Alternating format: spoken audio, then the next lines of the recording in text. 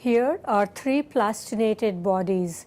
Generally, one side shows the superficial structures while the other deeper structures. In body 1, the anterior thoracic and abdominal walls and some organs have been removed to show certain structures.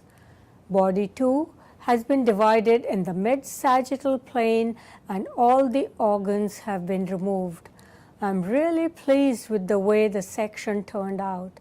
This is the first time that I am able to show the entire length of the male urethra.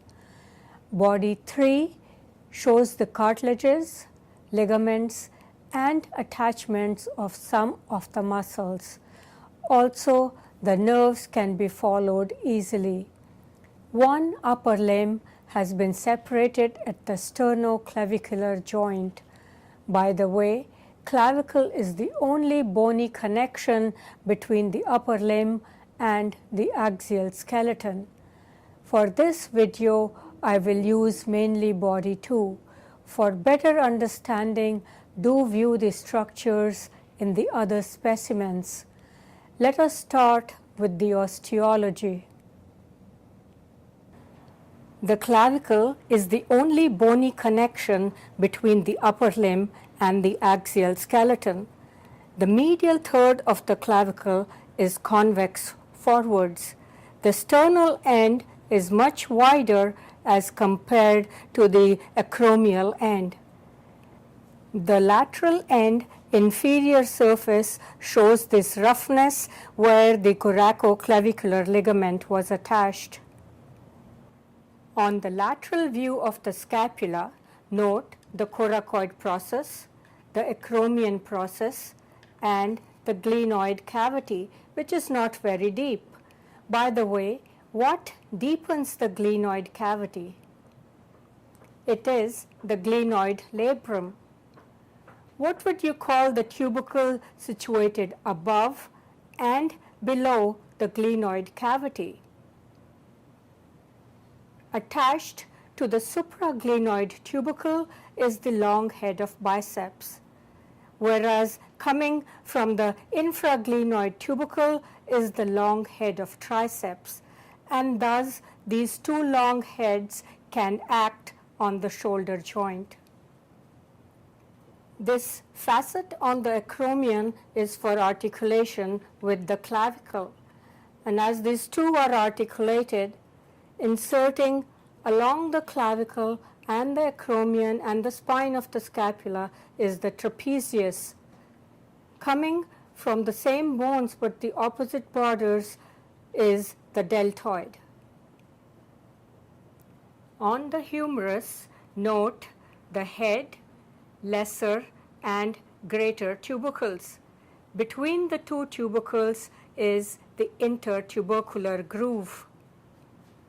On the lateral surface, mid-shaft, is this deltoid tuberosity where the deltoid is inserted. On the distal end, note the two condyles. The lateral rounded one is the capitulum and the medial one is the trochlea. It's like a pulley. The lateral epicondyle is much smaller as compared to the medial epicondyle. Lying posterior to the medial epicondyle is the ulnar nerve. The nerve can be rolled and felt in this position. This hollow is the Olecranon fossa. Note the radial head, which can be felt in a small depression on the posterior aspect of an extended elbow, especially as the forearm is pronated. This is the bicipital tuberosity or the radial tuberosity where the biceps is inserted. On the lateral side, this roughness about mid-shaft of the radius is for the insertion of the pronator teres. On the distal end, note the styloid process and the Lister's tubercle or the dorsal tubercle. On the ulna, note the Olecranon process, the Coracoid process, the ulnar styloid, and the articular facet for the head of the radius. The radius articulates with the ulna at the proximal and the distal radio-ulnar joints. In fact, it's at these joints that pronation and supination takes place. This fan-shaped muscle coming from the clavicle, the sternum, and the ribs and inserting onto the lateral lip of the intertubercular groove is the pectoralis major. You can see part of the pectoralis minor in this region. This is supplied by the pectoral nerves. Its actions are to adduct, medially rotate, and flex the arm. The serratus anterior arises from the upper 8 ribs and inserts onto the medial border of the scapula on the costal surface. Here it is partly covered by these pectoral muscles, and you can note how its fibers interdigitate with those of the external oblique. It protracts the scapula as in pushing and punching, and helps to rotate the scapula, which is essential for abducting the arm more than 90 degrees. It is supplied by the long thoracic nerve. Trapeze means table, and the trapezius from 2 sides form a table. It extends from the occipital bone, the cervical vertebrae, the thoracic vertebrae, and inserts onto the spine of the scapula, the acromion, and the clavicle. The upper fibers elevate the scapula, the middle fibers brace back, the inferior fibers depress the arm, and the muscle also helps in rotation of the arm for abduction greater than 90 degrees. It is innervated by the spinal accessory nerve. By the way, why is it that your shoulder doesn't sag when you carry a heavy bag on the shoulder? The latissimus dorsi has a very wide origin from the thoracic, lumbar vertebrae, the thoracolumbar fascia, and the iliac crest. It's partly covered over by the trapezius at this point. Its fibers go over the angle of the scapula, and sometimes it gets a slip from the inferior angle. Note how these fibers wind around the teres major and then form a narrow tendon which is inserted into the floor of the intertubercular groove. Its actions are to adduct, extend, and medially rotate the arm. Because of its attachment to the vertebrae, it can raise the body as in climbing. It is innervated by the thoracodorsal nerve. The scapular muscles seen here are the infraspinatus, the teres minor, the teres major, and the long head of triceps. The scapular muscles have been demonstrated in the shoulder video. This, by the way, is the triangular space. Here is the deltoid, which covers the shoulder like a cape. It takes origin from the clavicle, the acromion, and from the spine of the scapula, and is inserted onto the mid-shaft of the humerus at the deltoid tuberosity. It's the middle fibers of the deltoid which abduct the arm, whereas the anterior and the posterior fibers stabilize it. In addition, the posterior fibers can extend and laterally rotate, whereas the anterior fibers help the pectoralis major in medially rotating. It is supplied by the axillary nerve. Attached to the coracoid process are the pectoralis minor, the coracobrachialis, and the short head of biceps. Here is the short head of biceps coming down. Joining it is the long head of biceps, forming the tendon or the belly, and then the tendon which is inserted onto the radial tuberosity. And this part here is the bicipital aponeurosis, which fuses with the deep fascia of the forearm. The biceps is innervated by the musculocutaneous nerve, and its actions are to flex the elbow and to supinate. Does it have any action on the shoulder joint? Remember, the long head of biceps comes from the supraglenoid tubercle, and hence it can act on the shoulder joint. Another muscle in the anterior compartment of the arm is the brachialis. It comes from the shaft of the humerus and it inserts onto the ulna. Its action is to flex the elbow. Along with the other muscles in the anterior compartment, it is supplied by the musculocutaneous nerve. By the way, this is the cephalic vein coming from the dorsal venous arch, and at this point it lies between the deltoid and the pectoralis major. These two nerves are the medial cutaneous nerves of the arm and the forearm. This here is the median cubital vein connecting the cephalic and the basilic veins. The posterior compartment of the arm is filled by the triceps. It inserts onto the Olecranon process. You can see the long head of the triceps as well as the lateral head of the triceps.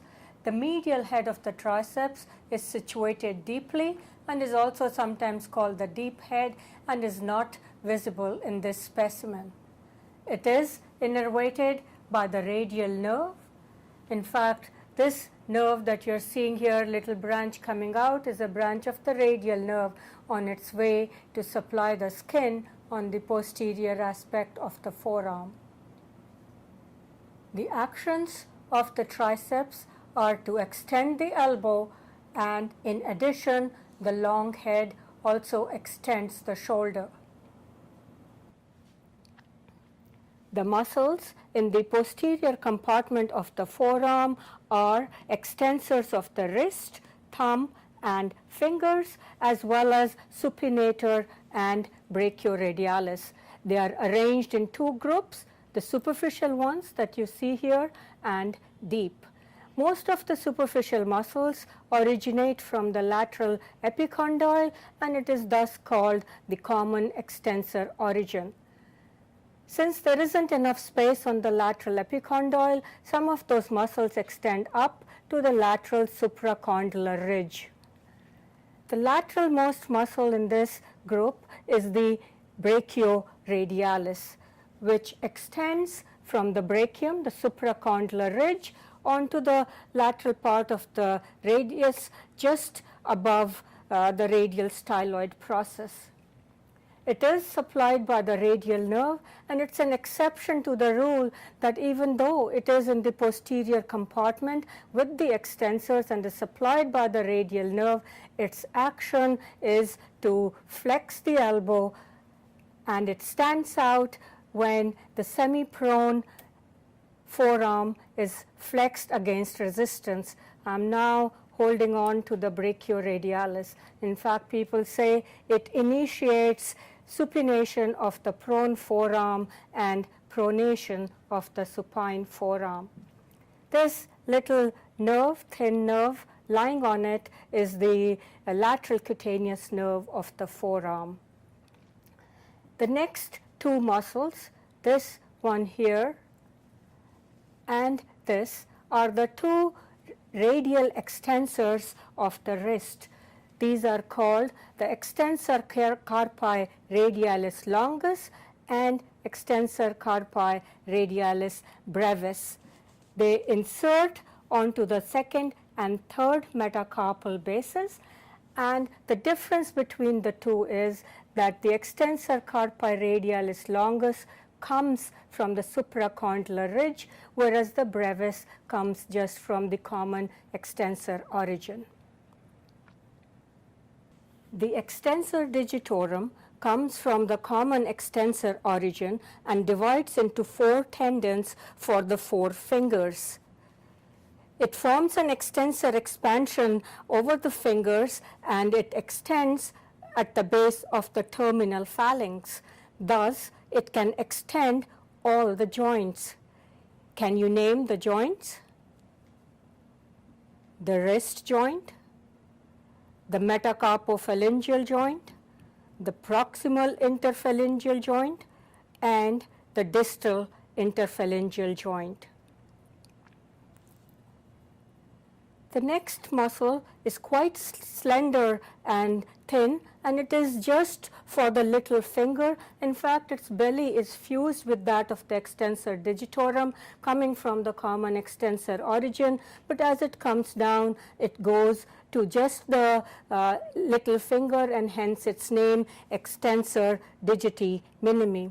When I move my little finger like this, you can see that this one here is the tendon of the extensor digitorum, whereas this one on the side and kind of dividing into two is part of the extensor digiti minimi. The last muscle in this group is the extensor carpi ulnaris, and that goes to inserts onto the 5th metacarpal.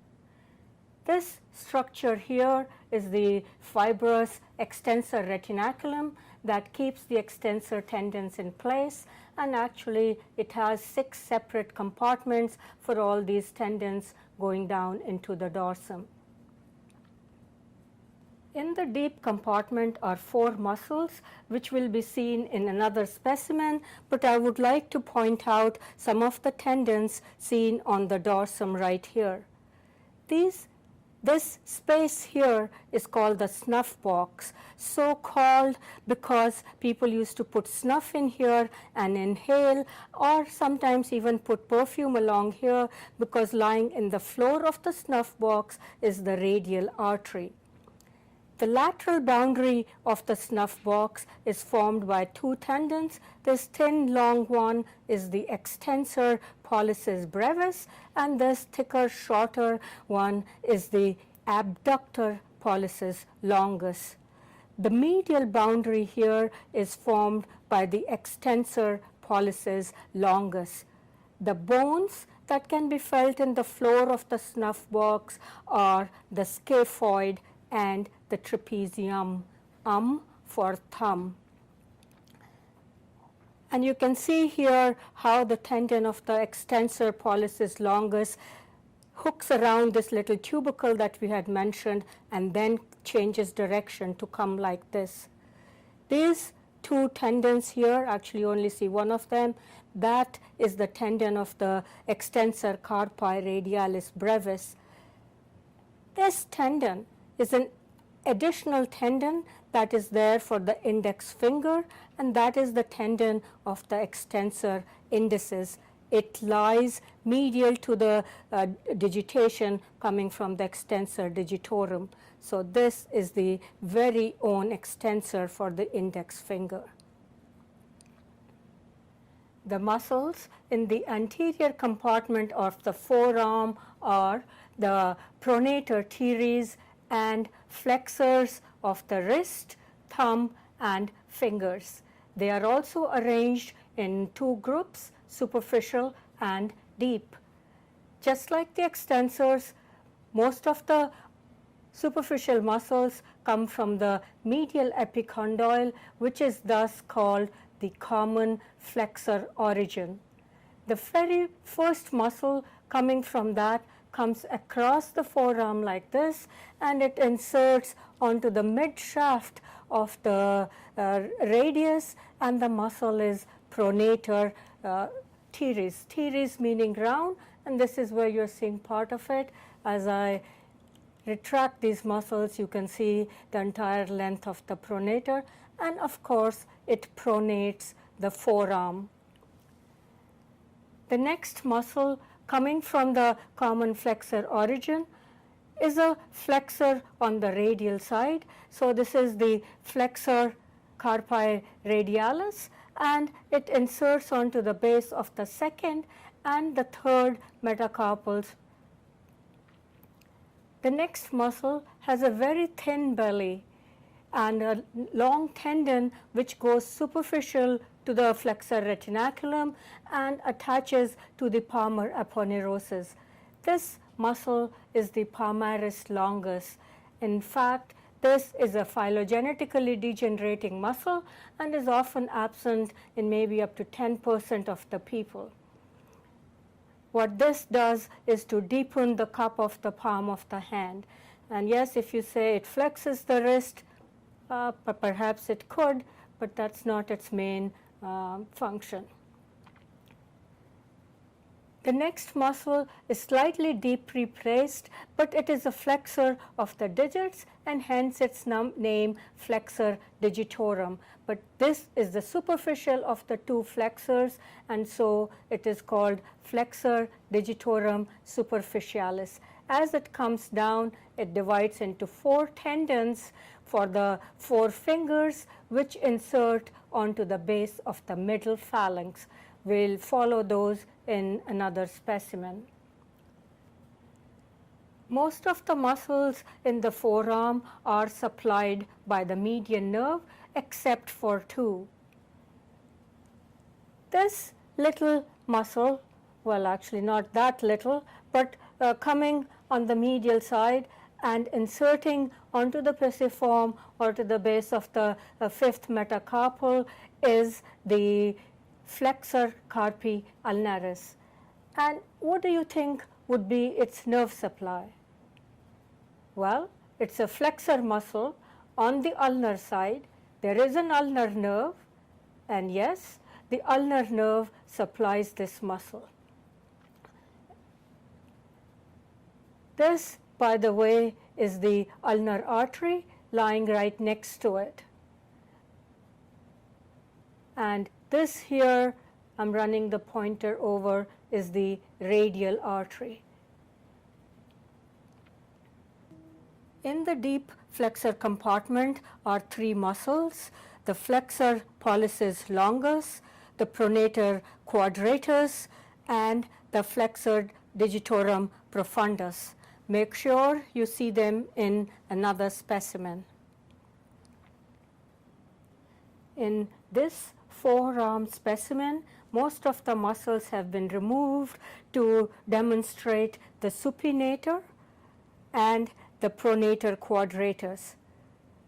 The supinator over here, you can see how it's winding around the radius, the head of the radius. This little nerve that you see piercing the supinator is the deep branch of the radial nerve. This, by the way, is the tendon of the biceps, and here is the cut edge of the brachialis. This nerve coming down is the branch of the median nerve called the anterior interosseous nerve, as it lies on the interosseous membrane. And this little muscle here, quadrangular in shape and pronates the forearm, is hence called the pronator quadratus. In this specimen, let us follow the tendons from the forearm into the hand. For orientation, that is the pronator quadratus. This nerve is the median nerve. Here is the ulnar nerve. This is the tendon of the flexor carpi radialis, and this is the flexor carpi ulnaris. This is the cut edge of the flexor retinaculum. So this is the carpal tunnel. These two muscles are the muscles of the thenar eminence, and these ones that you see deeply, these muscles connecting these metacarpal bones are the interossei. Actually, what you are seeing, if you looked at the specimen closely, you will appreciate are the dorsal interossei seen from the palmar aspect. So this tendon over here is the tendon of the flexor digitorum profundus.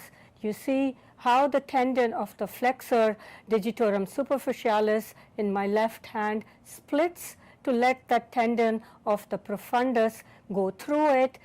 The superficialis ends at the base of the second phalanx, whereas the profundus goes and inserts into the base of the terminal phalanx.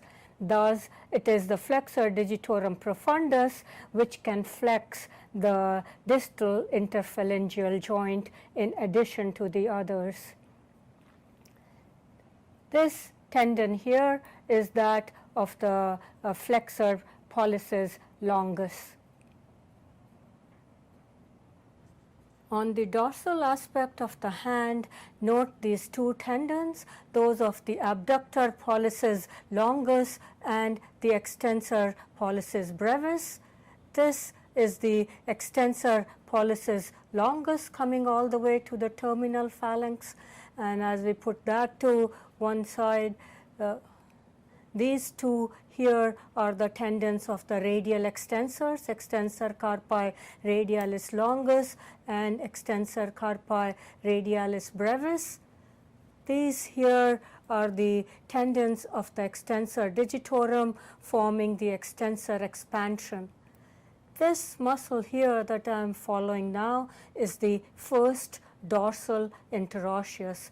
It's the largest of the interossei, and the action of the dorsal interossei is to abduct. Remember DAB, D-A-B, the dorsal interossei abduct the fingers. So this one will abduct the index finger, and you try to do yours or anybody's, you can feel this muscle tighten up.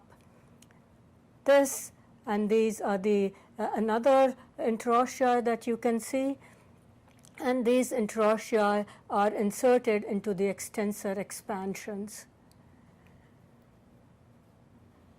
Let us see if you can recognize the tendons at my wrist.